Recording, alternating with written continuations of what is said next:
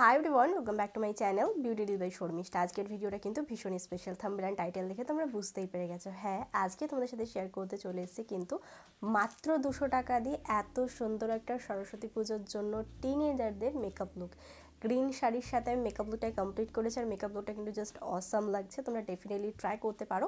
তো চলো বেশি বকবক না করে ফাইনালি দেখে নেওয়া যাক এই মেকআপ লুকটাকে। আমি মেকআপটা শুরু করছি স্কিন কেয়ার দিয়ে। প্রথমে আমি ব্যবহার করছি বায়োটিক্সের এই হানি টোনারটা। বিশেষ করে এই শীতের জন্য এটা খুব ভালো। আমি রিসেন্টলি এখন ইউজ করছি। তোমরা মেকআপের আগে ব্যবহার করতে পারো। মেকআপের আগে যে কোনো হানি টোনার বা ভিটামিন সি, যেগুলোতে ভিটামিন বা একটু মিনারেল বেশি থাকবে সেরকম টাইপেরই কিন্তু সিরাম ব্যবহার করবে যাতে স্কিনটা হাইড্রেটেড থাকে।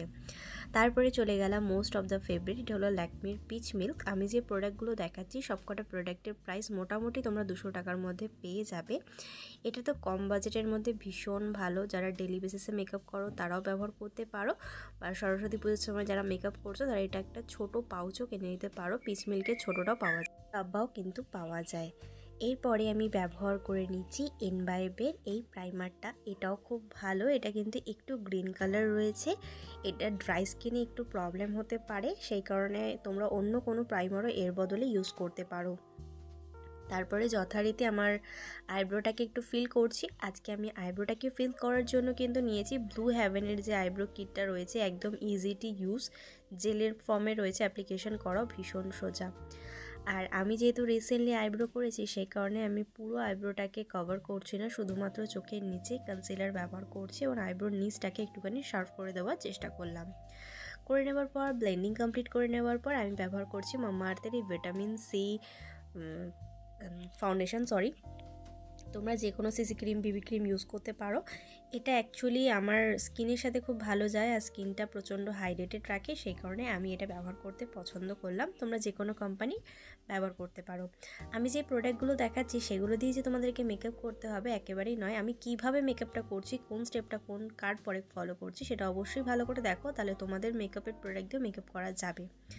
তারপরে আমি ভালো করে ব্লেন্ডিং করে নিয়েছি। আর ব্লেন্ডিংয়ের ব্রাশটা অ্যাকচুয়ালি আমার ভেঙে গেছে, সেই কারণে এরকম দেখাচ্ছে। আচ্ছা, আজকে কিন্তু ব্লাশার, হাইলাইটার এবং ফেস কন্ট্রোলিংয়ের পাউডার, সেটার জন্য কিন্তু আমি এই প্যালেটটা ইউজ করছি। এটা কিন্তু মার্সের একটা প্যালেট, এটাও কম বাজেটের মধ্যে, আমার তো মোটামুটি ভালোই লাগে। আর আমার নাকটা যেহেতু একটু ভোঁতা, সেই কারণে আমার নাকটাকে সবার আগে কন্ট্রোলিং করে নিয়েছি। আর হয়তো একটু নয়েজ আসছে কুকুরের, এই রাত্রিবেলা হলে কুকুরে এত চিল্লায়, কিছু করার নেই। তারপরে কিন্তু করে নিলাম আমার ফেসটাকে কন্ট্রোলিং করে নেবার পরে কিন্তু করে নিয়েছি আমার ফেসে একটুখানি ব্লাশার অ্যাপ্লিকেশন করছি সেম প্যালেট থেকে। এই প্যালেটটার দাম তোমাদের 210 থেকে 20 টাকার মধ্যে মোটামুটি হয়ে যাবে। আর পিগমেন্টেশন যতটাই ভালো আর অ্যাপ্লিকেশনও ভালো, সব রকম স্কিন টাইপও কিন্তু তোমরা এটা ইউজ করতে পারো। তারপরে আমি নিয়ে নিলাম পন্সের এই পিঙ্ক কালারের লুজ পাউডারটা। এটাও তোমরা 200 টাকার মধ্যে পেয়ে যাবে।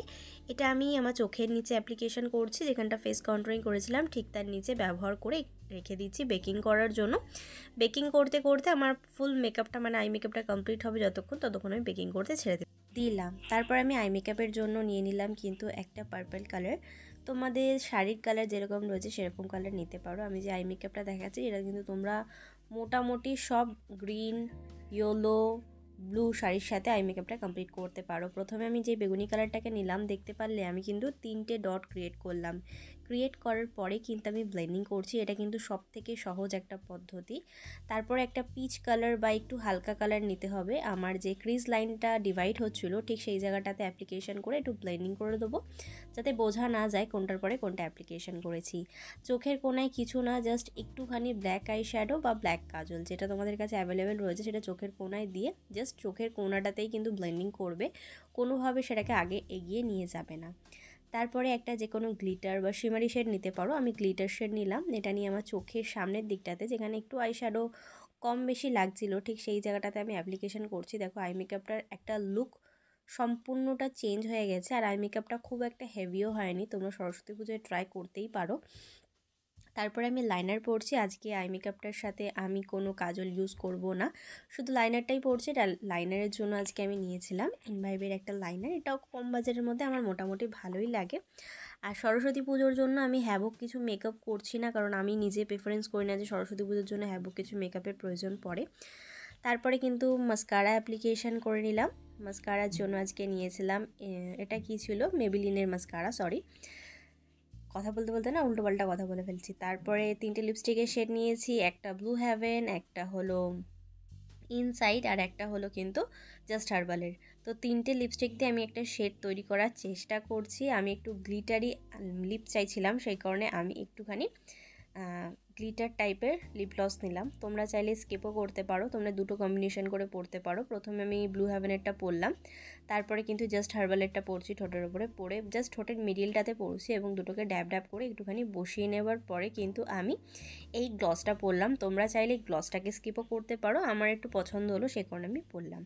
তো যতক্ষণ মেকআপটা করছিলাম ততক্ষণে কিন্তু দেখো আমার পাউডারটা একদম বেকিং হয়ে গেছে, যতটুকু এক্সট্রা রয়েছে এটা আমি একটা ক্লিন ব্রাশ দিয়ে ভালো করে ফেসটাকে ক্লিন করে নিলাম। তারপরে কিন্তু আমার ফেসে হাইলাইটার ব্যবহার করছি। জানি আমার ফেসটা দেখে মনে হচ্ছে অনেক অসুস্থ, আমি সত্যিই অনেক অসুস্থ। যখন আমি ভিডিওগুলো করছিলাম শরীর খুব খারাপ ছিল, তাও তোমাদের জন্য ভিডিও করে যাচ্ছিলাম। কিন্তু আমার মেকআপটাকে সেট করে নিয়েছি। এই মেকআপ সেটিং স্প্রেটার নামটা এই মুহূর্তে আমি ভুলে গেছি, যদি তোমাদের প্রয়োজন পড়ে অবশ্যই কমেন্টে আমি জানিয়ে দেবো। তো মেকআপ লুকটা এখানেই কমপ্লিট হলো। তোমরা কিন্তু ডেফিনেটলি সরস্বতী পুজোর দিন এই মেকআপ লুকটা ট্রাই করে দেখতে পারো। আজকের জন্য টাটা। আশা করবো তোমরা কিন্তু দেখতেই পারলে এত মিষ্টি একটা সরস্বতী পুজোর মেকআপ লুক তোমাদের সাথে শেয়ার করে দিলাম। আশা করবো তোমাদের ভিডিওটা ভালো লেগে যাবে এবং কাজে লেগে যাবে।